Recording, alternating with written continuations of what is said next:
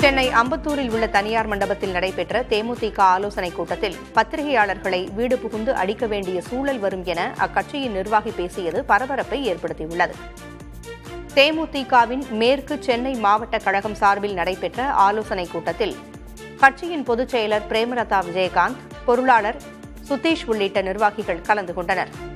அப்போது பேசிய தேர்தல் பொறுப்பாளர் மாரி, பத்திரிகையாளர்களை உங்களை திருத்திக் கொள்ளுங்கள், கண்டிப்பாக உங்களை வீடு புகுந்து அடிக்க வேண்டியது வரும் என்று கூறினார்.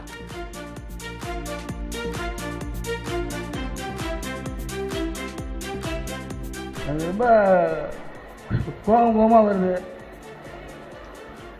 எங்களுக்கு இந்த ஜெயிலெல்லாம் புதுசு கிடையாது.